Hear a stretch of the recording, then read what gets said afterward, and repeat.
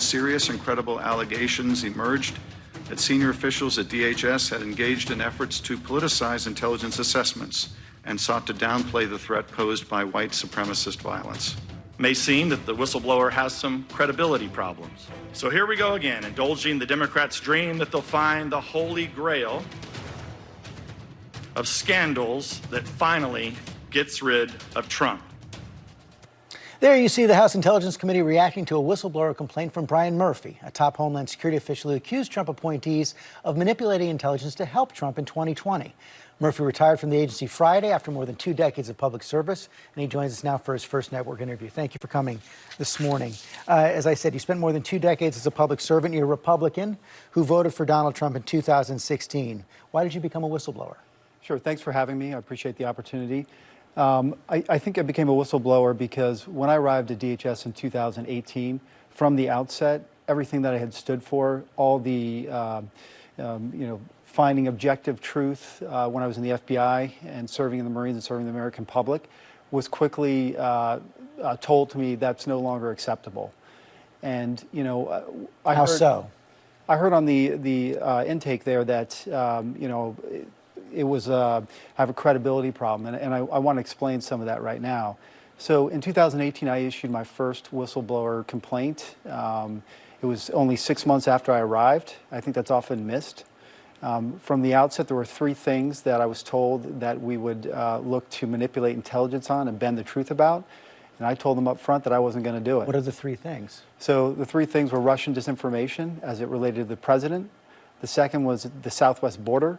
And the third was white supremacy. Those were 3 issues that I was, there was intense pressure to try to take intelligence and fit a political narrative. And right from the outset, I had a target on my back because that objective truth. So take us inside let's take one example. Take the issue of the Russian disinformation, as you say. How would that work? What were you finding? What were they trying to get you to say? Sure. So, it's out now in the public domain, but I'll just go back a little bit to give an example. In 2020, late 2019, early 2020, it was highly classified that President Putin had ordered all of the Russian services to denigrate the Democratic candidates and support then President Trump.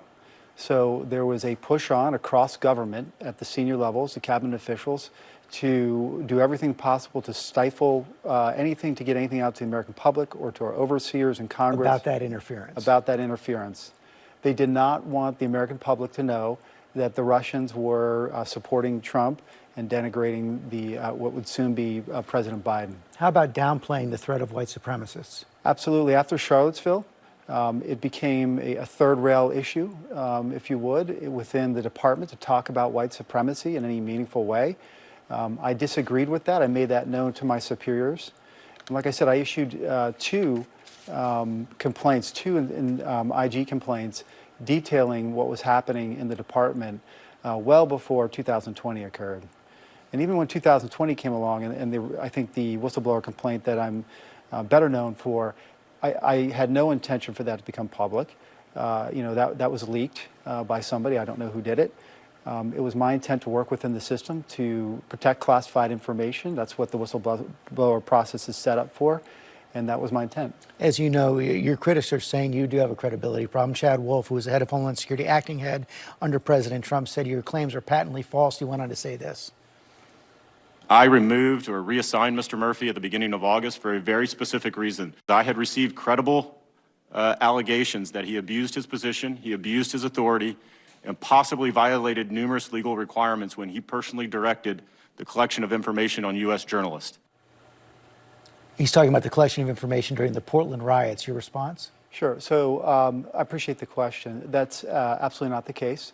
I've sworn under oath twice now, to Congress and to the Inspector General's office, and I'm prepared to appear at any time to tell you unequivocally at no time was I aware or direct anybody in my organization to collect information on journalists. What did happen was Portland was a very chaotic situation. We were collecting information, open source information available, people put things out on Twitter, Facebook, etc., primarily about violence. We weren't collecting information on reporters, we weren't collecting information on First Amendment protesters. It was about violence And in there, we have a very structured way to collect information about leaked information or whether it's classified or not. A lot of oversight went into it. And, you know, I understand why, at the time, the media reacted the way they did, because anything coming out of Chad Wolf's mouth, quite frankly, and many members of the department at that time, was false, and people did not trust them. There was a war against the media, and I wasn't going to be a part of that. And that's why, when the moment they had their opportunity, they took their shot. But this week, the Inspector General did put out a report that said the Customs and Border Patrol had lookouts placed on journalists during the migrant crisis in 2018 and 2019, and you were in charge of intelligence then. Sure.